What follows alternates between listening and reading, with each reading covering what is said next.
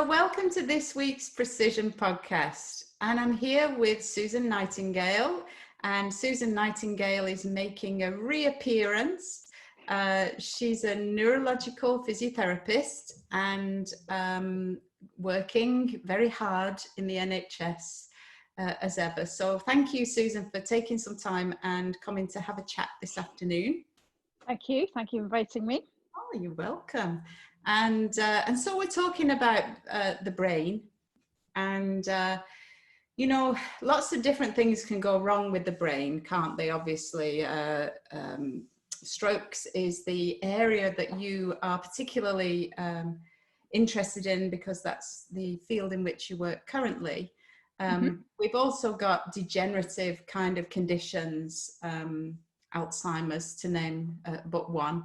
And then, you know, brain injury and maybe tumors and all those. So there's a whole raft of different things that can attack the brain, or the brain can be subject to neurological illnesses, such as MS and Parkinson's. But anyway, like I say, your specialism is to work with strokes. And so I was interested to talk a little bit about the work that you do and how we can work to rehabilitate people after they've had a stroke, and what sort of biology maybe is taking place when we're doing that. So as a physio, our primary concern is looking at trying to optimize spontaneous recovery of the brain and optimize recovery in regarding the aspect of what we call neuroplasticity, whereby other areas of the brain can take over and allow you to regain movement and activities that may have been damaged. And that's really done through a sort of team approach in our stroke unit. It's not just physio that helps out, it's OTs and speech therapists and medicine and the doctors. It's very much a team approach. And our primary goal with physio would be to make sure patients are well positioned, so they're upright and symmetrical, an even position, having gravity affecting them, early mobilization, be it sitting out or be it standing up, and really trying to get your brain back stimulated. That's what we're trying to do. I mean, and I suppose lots of people might have had their lives touched by a family member who had a stroke. I mean, and young people can have strokes as well, can't they? It's not just older people that have them for a variety of reasons. And so this is when basically the brain suffers a lack of oxygen. And then it results in the pathways to the muscles, the speech centers, you know, cognition, all sorts of different parts of the brain can be affected. It kind of depends what area of the brain is affected, whether speech goes, for instance, or whether it's on the left or the right hemisphere of the brain, will influence the different kinds of difficulties that you will experience afterwards. But like you say, for us as physiotherapists, rehabilitation is the goal, to get people back to as near normality as possible, to get them home with the loved ones and doing the things that they enjoy. And you know, and so like you say, it starts right from the get-go, doesn't it? And when people are in hospital. And you know, it's the reason people have a lack of oxygen to the brain tissue is due to either a clot or a bleed happening within the vascular system of the brain. So obviously, you know, the healthier you are and take care and look after your cardiovascular system as a whole, you're taking a bit of responsibility towards ensuring an element of brain health. Okay. I mean, I think that's the area that I'm particularly interested to explore, really, because you know, you doing that great work after the fact.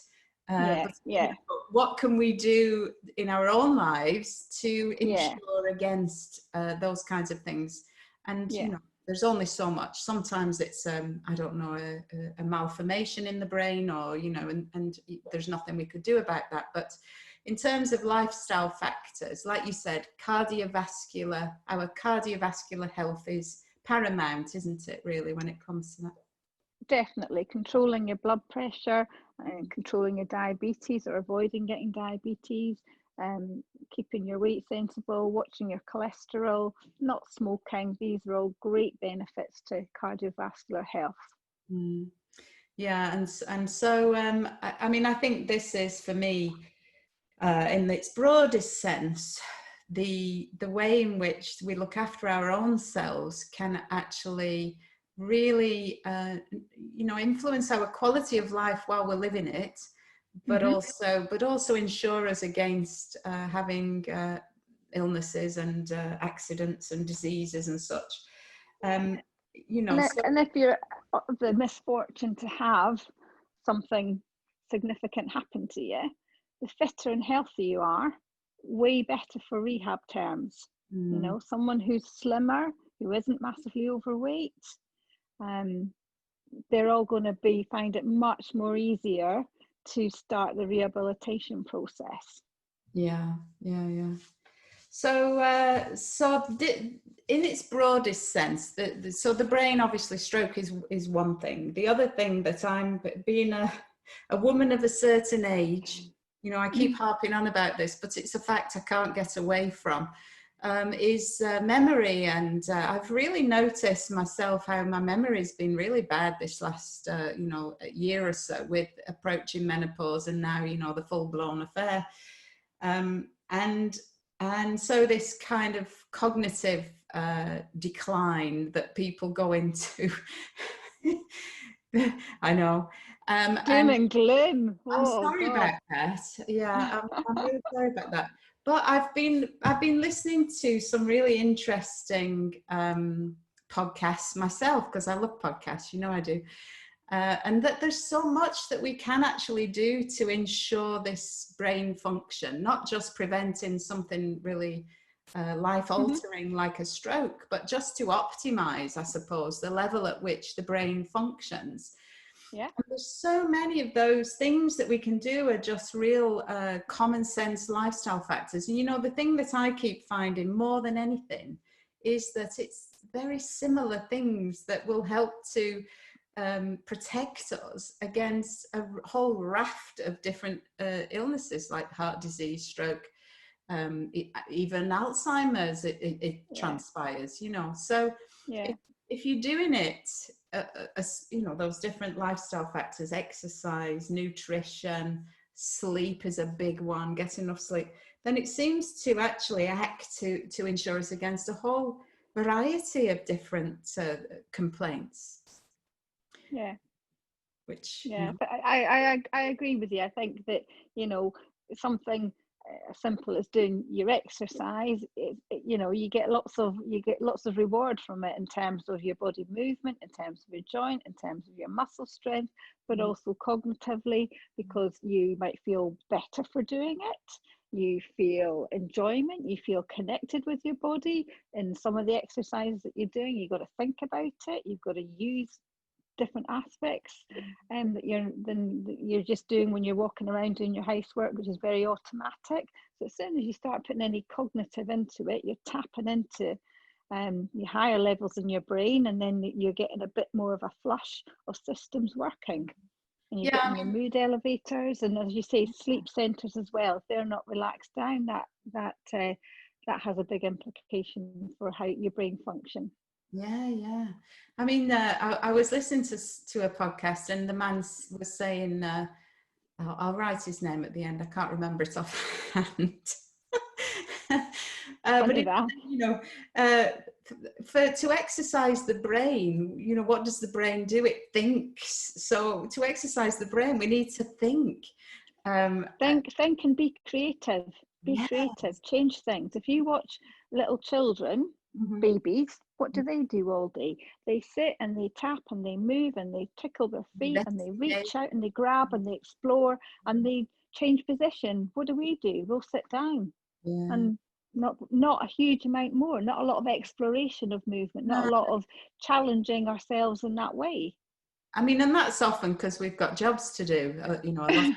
Well, you know, people have to go and sit at a desk and do a job, don't they? But actually, just standing up for a few minutes, taking a walk to the photocopier or the water fountain, you're going to increase the blood flow to your brain just by adopting a vertical position.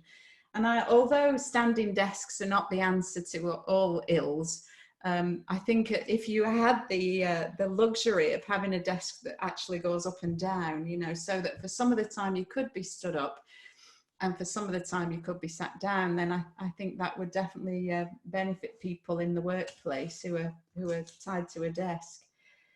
One of the things that we see a lot is, you know, unfortunately, if people have had quite a severe stroke, one of the things they lose is their sitting balance. Now, as adults, we've never ever thought about our sitting balance because you learn how to sit at age 4 months or so. And we've never think about it. And then all of a sudden, unfortunate patients, they can't sit. So even just sitting becomes a challenge for them. And we forget, we don't realise how much we've learnt, how much our brains have gained all these motor skills, because we think a motor skill is doing something technical like hitting a volley in tennis or hitting a golf shot or being able to putt, something really quite specific. But you know, our motor skills start way back at rolling and sitting and getting dynamic sitting balance, moving on to standing and then walking. And we forget, we you know, I see people who struggle with that day in, day out.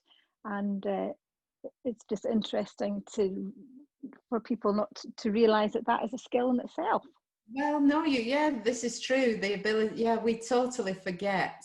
Well, that's the you know, our propensity to go about our day in the subconscious mind because it's efficient to do so.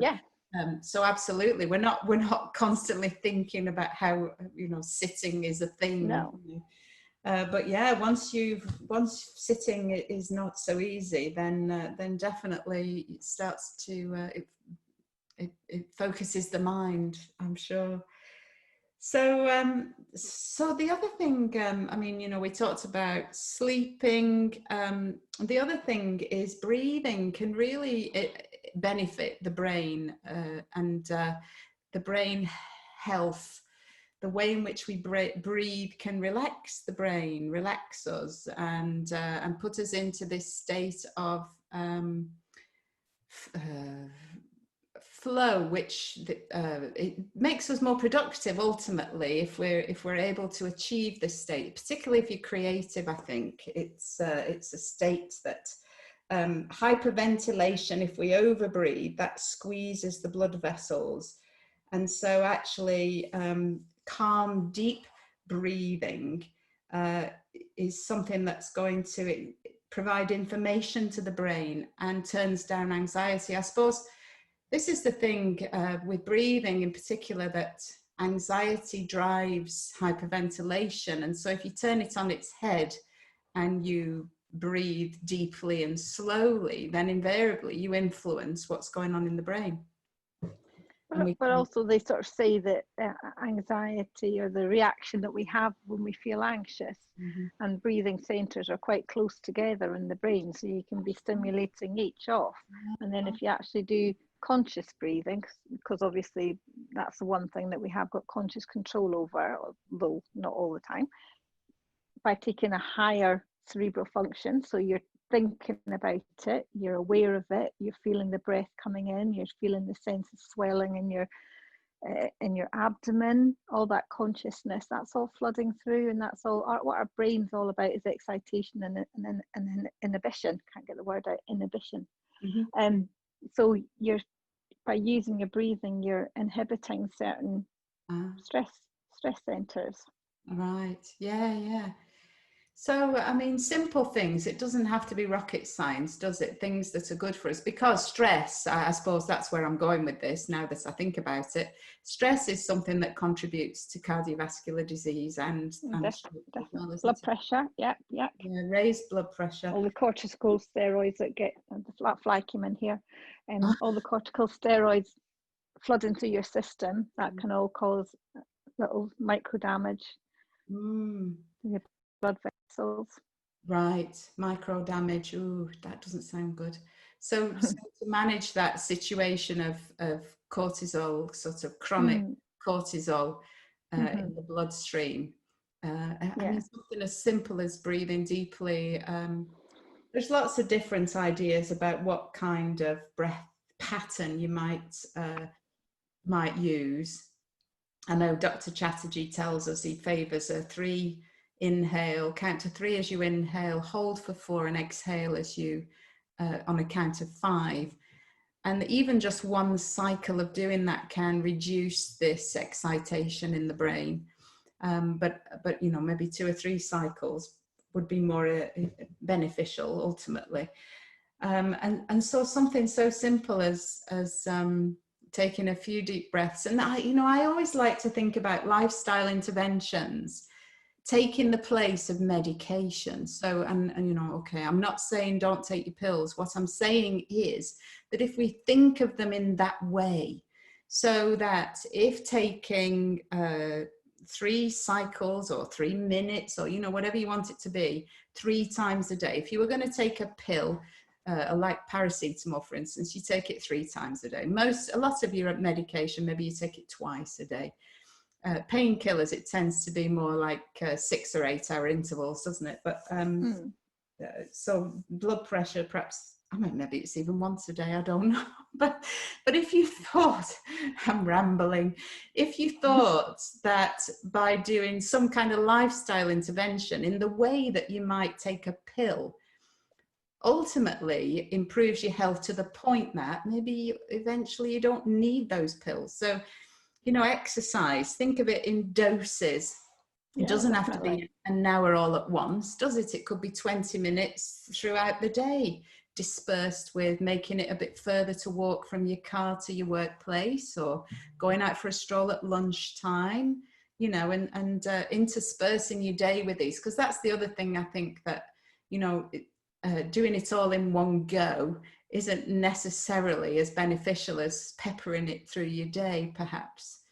No, I think it depends on what your goal is with the exercise. But if it's a general well-being, and if it's looking to reduce your stress, you're probably better to have work on recognizing when you're feeling stressed and doing it just before that starts to come up, and working and looking at what's triggering your stress, or as much as you can ameliorate it as possible. But go out for a walk, that always helps. Change your scene, walk to a different room, walk outside. Yeah, and I mean, you can do that, can't you? If you I think that element of mindful living, where we start to become aware of just what's going on in our own selves, in our own lives. Invariably there are triggers. Sometimes you can't predict it, but invariably it triggers through your day. And if you knew that you were going to give a presentation or something, you knew something was coming up that might be a trigger for you, then to manage it in advance with a bit of air or a few deep breathing exercises, so this is, you're right. It's not always just a question of I like routine, me, Susan. I love routine, so it kind of appeals to me to think of it like a regular input into your day. But definitely, then it's not limited to that, is it? If you find that there's certain moments when you need these strategies, then all the better if you're aware of it and you can implement them in that moment. Because sorry. I was going to say, but you're right about saying that use your exercise as a tablet. That's one of the things that I always say to patients. This is a physical medication, and do it regularly. make Yeah. sure that you can do your exercises or whatever plan's been done for them, and doing it regularly. Yeah, yeah. So it becomes a bit of a habit then. Yeah, That's well, what you're that's looking for. absolutely. The more things become habits, then it's just ingrained, and we're not having to think about it as part of our day. We're just kind of doing it on. But you know, on the other hand, dropping into automatic pilot, we're not challenging the brain as much, are we? So you know, there's definitely balance in all these things, isn't there? But the the the memory. The memory keeps going, Phillipa, doesn't it? It wanders off. I keep coming back to the memory because, you know, nutrition is something that we, you know, another lifestyle measure that has ramifications for lots of body systems, not just how the weight management side of things, but also the cardiovascular health.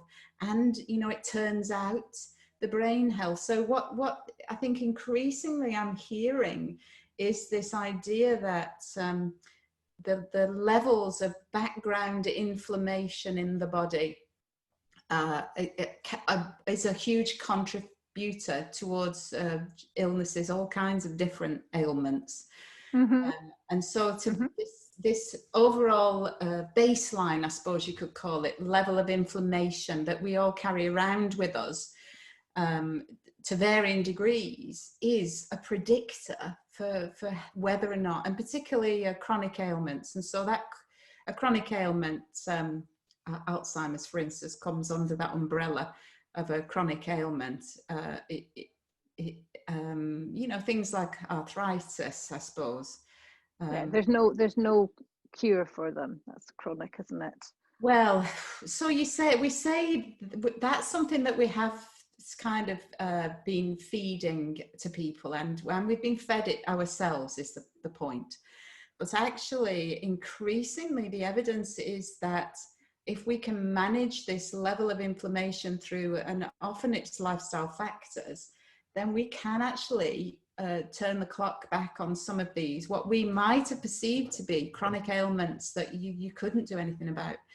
The chap I was listening to was talking about someone with lupus, for instance, and being able to kind of turn down the dial on the lupus to the point that for 10 years this person's had no symptoms at all, you know. You know, and so this is very appealing to me, of course, at my time of life. The idea that we can actually prevent. You know, it's always been my sort of outlook on my own life is prevention is better than cure. And I don't know, maybe it was my granny who used to say that, but I feel like it's something I've carried with me forever.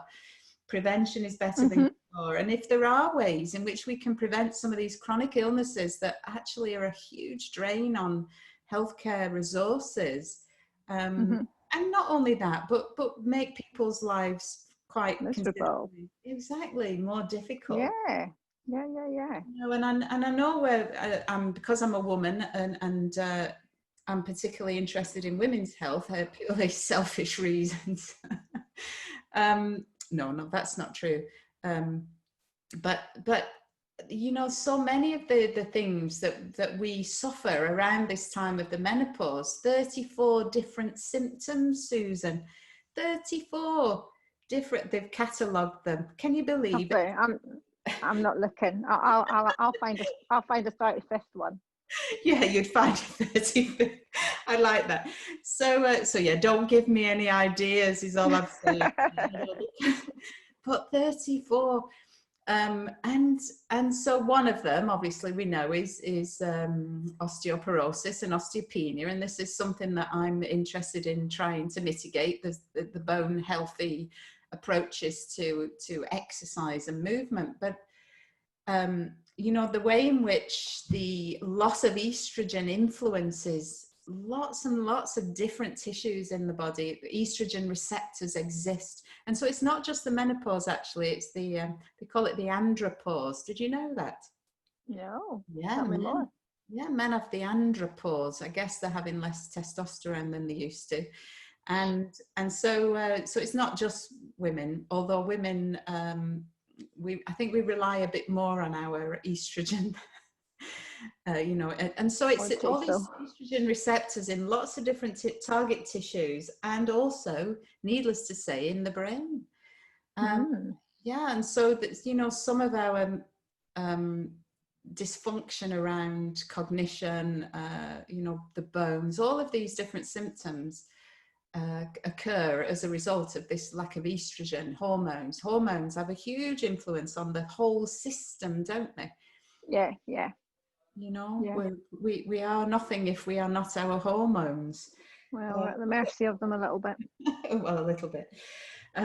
But parallels were drawn actually between the way in which osteoporosis occurs and the osteoclastic osteoblastic balance. So that the osteoclasts are not building the bone as readily, and the osteoclast, oh gosh, I got it back to front, that's so wrong. The osteoclasts are getting rid of it more quickly, and the osteoblasts, I should remember that, the blasts are the builders, yeah. The osteoblasts are not building the bone as rapidly, and so you end up with this net loss of bone. But guess what? That occurs in the brain also. So that they think of it in the terms of neuroclastic activity and neuroblastic activity, and the balance is disrupted in the same way with the lack of normal hormonal function. So that it's not just that you're pathetic and you can't remember anything anymore, but there's really changes going on in the brain. And so to shift the balance, we talk about shift the balance between this loss and the building side of the house. There are things we can do to shift the balance in the brain as well. And so nutrition, obviously, exercise, sleep, the list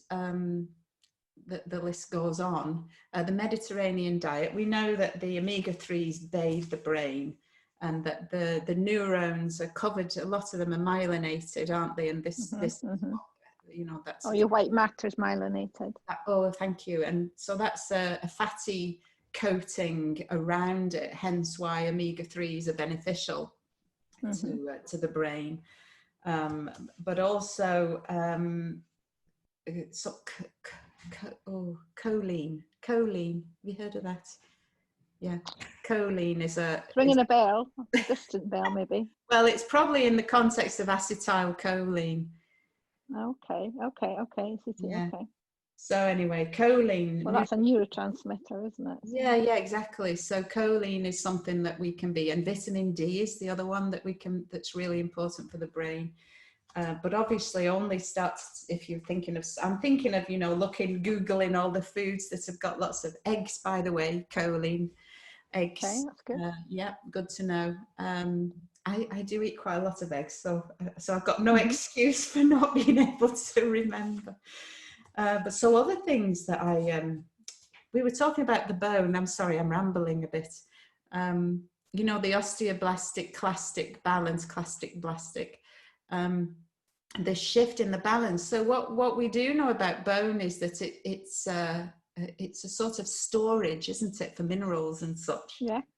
But it can also store toxins. Yeah. Did you know that, Susan? Well, yes, because I think they look at certain, if you've been trying to poison people, they can look at your hair and they can look at things like that, can't they? I suppose I haven't tried to poison anyone lately. Lately, you got away with it, didn't you? Yeah, shh, don't tell anyone. Don't tell them where the body is. Susan. But you know what? I thought, absolutely, this makes perfect sense. So the toxins, 3 key toxins. This is what I was talking to you about before we came and started push the record button. Metals, we've talked about heavy metals, haven't they, for a long time. The other thing, and do you know what? Because I did live in America for 4 years. And everybody in America goes on about mold, right? Yeah. Spores. Yeah. Well, so it's not such a thing for us to talk about in this country, is it, mold? Is it? No. No. Well, damp housing is not Well, good. yeah, I But you mean, hear about it in aspects of that, isn't it? but do you know what? When I lived in America, if people found black mold in the houses, they would leave the house for a week. They'd get a big plastic membrane around the whole house, and they'd be Wow. pumping, yeah, they'd be pumping chemicals or something, I don't know, you know, in there to try and really um, get rid of any of these mold spores that were existing in the air. And so it's not something that, but I mean, for goodness sake, we have got a more moist environment here than lots of places, and so mold is something that's a toxin to the brain, the metals, and then the other things was the biological things we were talking about.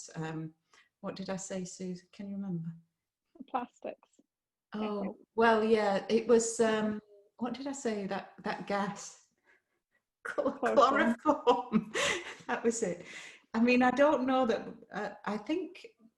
I don't know that I've had any chloroform in my life. I know I went to the dentist once and I was gassed when I was very young to have a couple of teeth taken out, which wasn't very good. That's not, but I don't know. That's not chloroform. No. It's Queen Victoria. Oh, You're that not was, that old. no. The one I couldn't remember was toluene. Toluene. Now, I'm pretty sure that's in plastic. So we've all got to now, I'm giving you some homework now. We're all going to go away and Google what toluene is in. But again, No these idea. are potentially toxic to the brain if you're exposed to them for prolonged periods, say, for instance. You know, and so lots of different things can influence our brain development. And actually, the person that's been doing the research, and I'll write his name in the thing, came up with a list, and it reminded me of the 34 symptoms of menopause. It was a list of something like 35 things. It was very similar kind of number, 35 different things, factors, I should say, that can predispose us to develop ultimately neurodegenerative conditions such as Alzheimer's. So that, you know, the concept of preventing something like Alzheimer's is not something we really entertain as an idea, is it? Well, but I think that the overall for brain health, the same things hold what we've just talked about, you know, cardiovascular, look after your cardiovascular system, because a lot of things are influenced by the amount of blood flowing to different aspects of your brain functions. Parts of the brain. Yeah. And I think that they think that if you can't prevent it, but you know, I think one of the things they're saying nowadays with Parkinson's disease, if it's just Parkinson's disease, is to be as active and do as much vigorous exercise as you can. With Parkinson's or before you get it?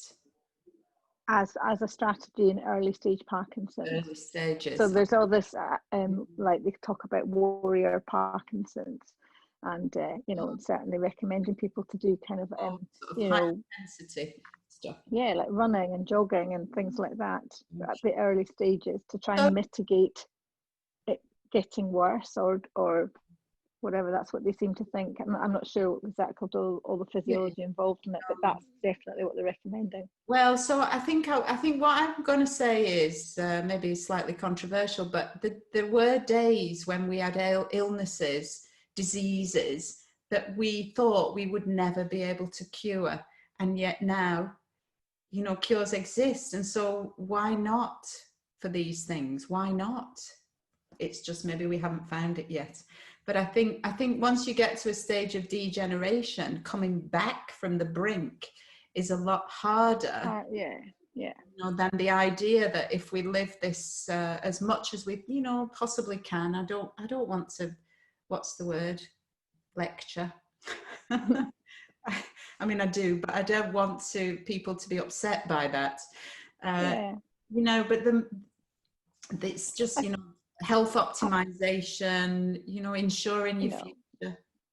And I think in an ideal world, if there's an ideal world, we'd all be doing it. But there are individual barriers that come up against it, and that's what we're recognizing. And it's trying to persuade people that, you know, the healthier and the fitter and the more engaged you are with these processes in itself, that's all going to help you physically and help you physiologically within your body system and your brain included. Yeah, your quality of life. I think when things go into a decline slowly, we don't notice it, do we? You know, and you very easily adapt to what your body is capable of doing, and you kind of don't miss it if there's certain things that you're not as capable, until one day you go on your holidays and somebody says, oh, do you fancy coming and doing yoga on a stand-up paddleboard? And then the next thing, you're taking a nosedive into the sea because you can't balance as well as you used to, but you hadn't noticed it creeping up on you, you know? So it's that kind of thing that we don't necessarily notice the decline and gradual, because it's in very, very nature very gradual. But you know, if you sort of like I say, you suddenly step out of your comfort zone and you go, oh, hang on. I used to be able to do a forward roll, and now when I do, my head's spinning. Or I used to do a cartwheel without thinking a thing about it, jumping on a trampoline, and your pelvic floor's giving you, you know, grief. Or even talking about the brain, like somebody shows you something new and you think, oh my goodness me, how do I do this again? And you can feel, you know, if someone gives you a new exercise to do, you can feel the brain clunking in because it's just not coming automatic anymore. No, you know, but that's a good thing. And then you practice it and then it gets better, and you practice it and you gain it. And that's what you need to do with your brain. Make it clunk. Make it clunk. You're so right. And I'm so glad you brought me back on topic there at that moment, because brain training is very beneficial, you know. So things, and the great news is you don't have to even master things, but just to try learning a language, learning a musical instrument, taking up painting when it's going to look more like a Lowry, you know. I mean, doing these things, I think partly because I've lived in so many different places, I've done a lot of different things. And so I have this thing every year. This year, I always think of a new thing that I can try. You know, and so this year I'm training to be a yoga teacher, aren't I? And it's actually, that's not just a whim. That's something I'm really passionate about. But, you know, I've done all sorts. Last year I did, 2 years ago, surfing, for goodness sake. I mean, yeah, what was I thinking? I have no idea. I had the bruises to show for it. That's all I'm going to. But, you know, and have a go at something new. Walk a different route. It doesn't even exactly can be walking a different route, go at a different pace, do it in a different way. Put different shoes on, different sensory input. You know, I say walk backwards. Don't trip over something and break your wrist. So yeah, it's just simple. And that's the thing, really. We overface ourselves with strategies that we just think, do you know what, that's too much for me to cope with. I can't cope with that, and so therefore I'll do nothing. Make it manageable, small chunks, something simple. It might just be pick up a novel that you maybe wouldn't have read, or a DIY manual. Learn to change I don't know, I can't think of anything offhand. I was going to say a bulb, but I've kind of got the gist of that. Good, that's good. Yeah, you know, so read a gardening book, draw a picture, do something to challenge this ability of the brain to adapt. You know, the neuroplasticity piece of the house. It doesn't just apply in a rehabilitation context, does it? You know. No. And if you watch, you know, if you watch your kids, look how quickly they just pick up bits of new technology and they just go with it. You know, my poor mum, we're still struggling trying to get her to text and use WhatsApp. It's like a dark art, and we've all had a go, and she just refuses to believe that she can do it. And it's not that she can't; she's just put the barrier there. So it's about having a mindset of I'll give it a go. Yeah, might not succeed, but I'll give it a go. Yeah. Have an inquiring mindset. Yeah, that's right. And I think it's easy to say and it's difficult to do, like all of these things. But I think we've said enough. These poor people have heard enough, Susan, for one day. And I'm sure you'll be back if you would come again, and we can chew the fat some more. But thanks again for joining me today, and go and enjoy this rest of the sunny afternoon that we've got here. Thank you. I'll go and get my vitamin D. D. Yeah, do it. Thank you. Bye now.